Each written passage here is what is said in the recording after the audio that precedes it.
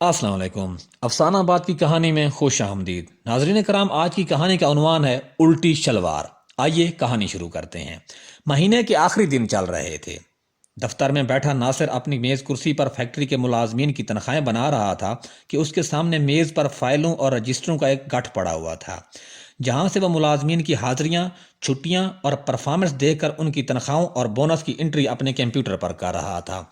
دفتر کا چپڑاسی اکرم اس کے پاس آیا اور کہا کہ ناصر صاحب آپ کو بڑے صاحب اپنے دفتر میں بلا رہے ہیں۔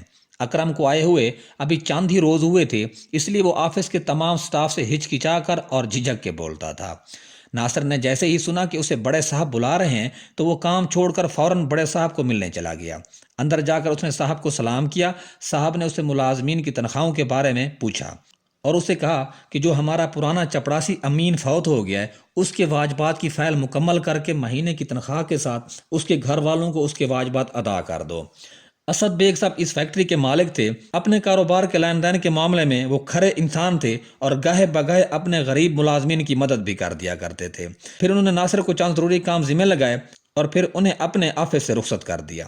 تقریباً 20 سے 25 منٹ بعد جب ناصر اپنے مالک کے کمرے سے نکلا تو سامنے جب اپنی میز کرسی کی طرف دیکھا تو وہاں پر ایک خاتون براجمان تھی، اور دل ہی دل میں سوچنے لگا کہ یہ کون ہو سکتی ہیں۔ یہ شکل سے کوئی 28-30 سال کی لگتی تھی۔ سر پر چادر اوڑھی ہوئی تھی، ہلکے رنگ کی شلوار قمیض، جبکہ واجبی سے جوتے پہنے ہوئے تھے۔ قد لمبا اور جسامت پتلی تھی۔ ناصر اسے دیکھتے ہوئے اور سوچتے ہوئے اپنی کرسی کی جانب بڑھنے لگا، جبکہ خاتون نے ناصر کی طرف دیکھا اور اپنے بائیں ہاتھ کی انگلیوں کو دائیں ہاتھ کی انگلیوں میں دبانے لگی اور نظریں نیچی کر لیں، جبکہ بے چینی اس کے چہرے سے عیاں تھی۔ جیسے ہی ناصر صاحب اپنی کرسی کے قریب آئے، وہ اٹھ کر کھڑی ہو گئی اور ناصر صاحب کو سلام کیا۔ ناصر نے سلام کا جواب دیا اور اسے بیٹھنے کو کہا۔ وہ کرسی پر بیٹھ گئی۔ ناصر کے پوچھنے پر خاتون نے کہا اس کا نام ذکیہ ہے اور وہ امین کی بیوہ ہے، جو امین ناصر کے دفتر میں پہلے چپڑاسی کے طور پر کام کرتا تھا۔ امین ایک روز دفتر کی ڈاک پہنچانے گیا تو راستے میں ٹریفک حادثے کا شکار ہو کر رضائے الہی سے اس جہان فانی سے کوچ کر گیا، اور اپنے پسماندگان میں ایک جوان سالہ بیوہ اور 2 بچے اس دنیا کے حوالے کر گیا تھا۔ اس کی موت کے بعد اس کے کفن دفن کا انتظام تو دفتر والوں نے مروت میں آ کر دیا، لیکن بعد میں اس کے لواحقین کی کسی نے باز پرسی نہ کی۔ اسد بیگ صاحب فیکٹری کے مالک ان دنوں اپنے کاروبار کے سلسلے میں ہانگ کانگ میں مقیم تھے۔ واپسی پر جب ان کو بتایا گیا تو انہوں نے اس واقعے پر افسوس کا اظہار کیا اور اپنے اکاؤنٹنٹ ناصر صاحب سے کہا کہ وہ نئے مہینے کی تنخواہ میں امین کے واجبات اس کے گھر والوں سے کلیئر کرے۔ ذکیہ نے ناصر صاحب سے پوچھا کہ صاحب جی، وہ اپنے شوہر کے پیسے جو رہتے ہیں وہ لینے آئی ہے۔ ناصر نے جب ذکیہ کو اتنے قریب سے دیکھا، اس کی اداس مگر خوبصورت آنکھوں کی چمک نے اس کے دل میں میل بھر دی۔ ناصر کی نیت میں فطور آنے لگا۔ ناصر نے اپنی طرف سے اسے کہا کہ میں فیکٹری کے مالک سے بات کروں گا اور کوشش کروں گا کہ وہ تمہیں کچھ نہ کچھ دے دے۔ امین کے اتنے پیسے تو نہیں بنتے، لیکن پھر بھی میں کوشش کروں گا کہ تمہیں پیسے زیادہ سے زیادہ مل جائیں۔ ذکیہ کو ناصر جیسے بندے کی باتوں میں مسیحا نظر آنے لگا۔ ذکیہ نے درخواست کی کہ اگر اس کو یہ رقم جلدی مل جائے تو اس کی مہربانی ہوگی، کیونکہ اس کے پاس گھر میں کچھ بھی نہیں ہے اور اس نے بچوں کے لیے سردیوں کی جرسیاں اور کپڑے وغیرہ بھی خریدنے ہیں، اور اس کے ساتھ ساتھ گھر کا راشن بھی خریدنا ہے۔ ناصر نے اسے تسلی دی اور اسے کہا کہ کل وہ 4:30 بجے کے بعد اس کے آفس میں اسے ملنے آئے اور وہ اس کا کام کر دے گا۔ آفس کا سٹاف عموماً 4 بجے دوپہر چھٹی کر کے چلا جاتا ہے، اور آخر پر 4:15 تقریباً 4:15 کے قریب چپڑاسی بھی آفس کو لاک کر کے چلا جاتا ہے۔ ناصر سے تسلی بخش جواب ملنے کے بعد ذکیہ وہاں سے چل پڑی۔ ناصر اسے پیچھے سے کن آنکھیوں سے دیکھ رہا تھا۔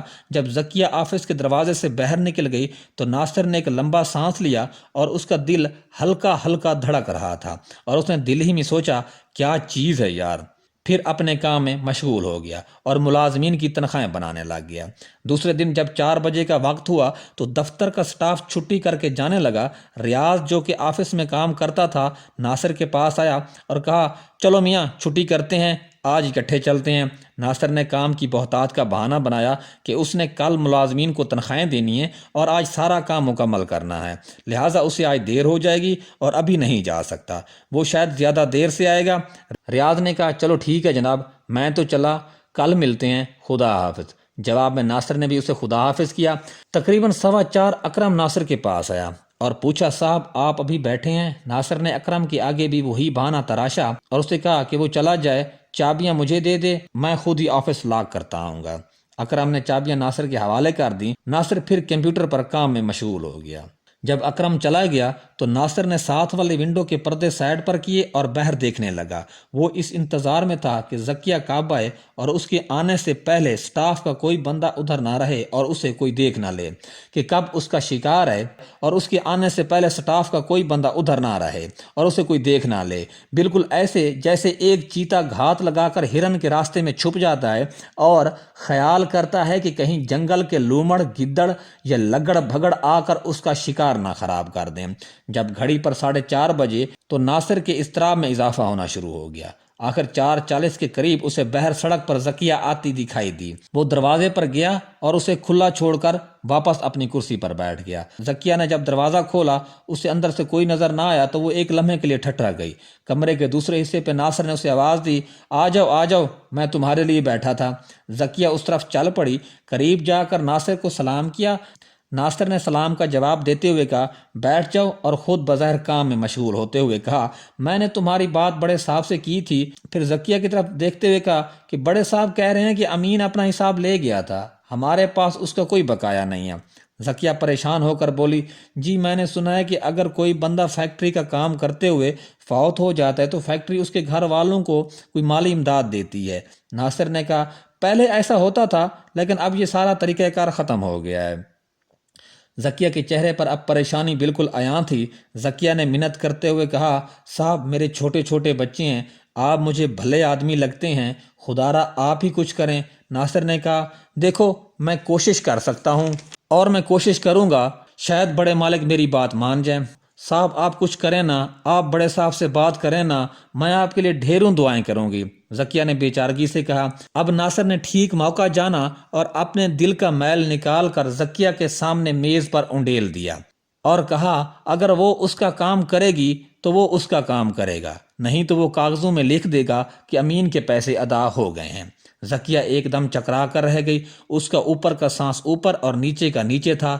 اسے سمجھ نہیں آ رہی تھی کہ وہ کیا کرے۔ ایک طرف اسے اپنے گھر اور بچوں کی فکر ستائے جا رہی تھی، دوسری طرف اپنی عزت نفس کا پہاڑ سامنے کھڑا تھا۔ ابھی اس کے شوہر کا چہلم بھی نہیں گزرا تھا اور وہ اس کے غم سے صحیح طرح سے نکل بھی نہ سکی تھی۔ ذکیہ کو اضطراب میں دیکھ کر ناصر نے کہا، دیکھو تمہاری مرضی ہے، اگر تم میرا کام کرتی ہو تو میں تمہیں 1,00,000 روپے تک دلوا دوں گا۔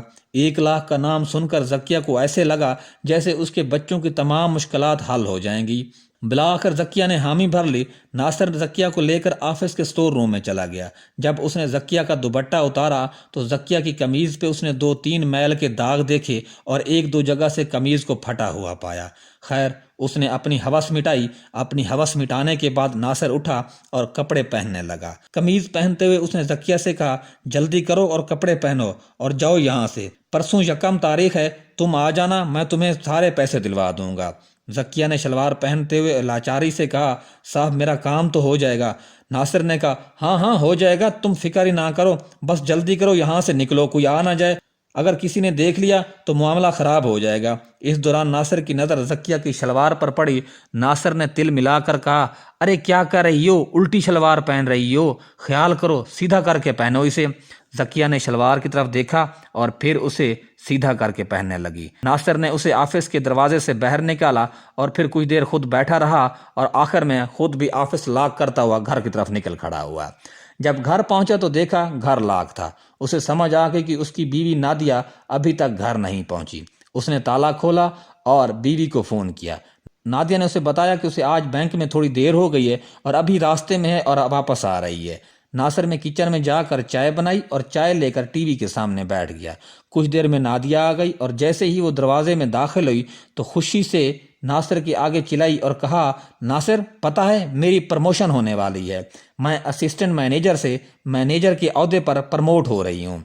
ناصر بھی جواباً خوش ہوا اور اسے اس کی ترقی پر مبارکباد دی۔ ناصر نے کہا، نادیہ تم محنت بھی بہت کرتی ہو اور تم اس کی حقدار ہو۔ جواباً نادیہ نے کہا، ہاں ناصر یہ تو ہے، میرے جو ایریا مینیجر ہیں وہ بہت اچھے ہیں، میرے کام کو بہت سراہتے ہیں اور ہر کام میں میری بہت حوصلہ افزائی کرتے ہیں اور میں اپنی محنت کی بدولت ہی آج میں پروموٹ ہو رہی ہوں۔ چھٹی کے وقت آج میں نے اپنے ایریا مینیجر اور آفس کے چند اور کولیگز کو ٹی پارٹی آفس میں ہی دی تھی، اس وجہ سے تھوڑی لیٹ ہو گئی ہوں۔ واپسی پر تمہارے لیے کیرٹ کیک بھی لائی ہوں۔ ناصر نے آگے بڑھ کر نادیہ کو گلے لگاتے ہوئے کہا، تھینک یو جانی اور بہت بہت مبارک ہو۔ نادیہ نے کہا، ٹھہرو، ایسے خالی چائے نہ پیو، میں ابھی کیک کو پلیٹ میں نکال کر لاتی ہوں۔ یہ کہہ کر نادیہ کچن کی طرف چل پڑی۔ ناصر خوش ہو کر نادیہ کو دیکھنے لگا۔ جب نادیہ کچن کے دروازے پر پہنچ کر اپنے جوتے تبدیل کرنے کے لیے رکی تو اچانک ناصر کی نظریں نادیہ کی پہنی ہوئی الٹی شلوار پر لپٹے ہوئے دھاگوں میں الجھ گئیں تو وہ ایک دم چکرا کر رہ گیا، اور اسے اپنی بیوی کی پروموشن کی وجہ بھی مل گئی اور اپنے کرتوتوں کی سزا بھی۔ ناظرین کرام، اگر آپ کو ہماری یہ کہانی پسند آئی ہے تو آپ سب دوستوں سے التماس ہے کہ پلیز ہمارے چینل کو سبسکرائب کر لیں اور ساتھ گھنٹی کے آپشن پر کلک کر کے آل کے آپشن پر کلک کر لیں تاکہ ہماری ہر نئی آنے والی کہانی آپ تک بر وقت پہنچ سکے۔ شکریہ، خدا حافظ۔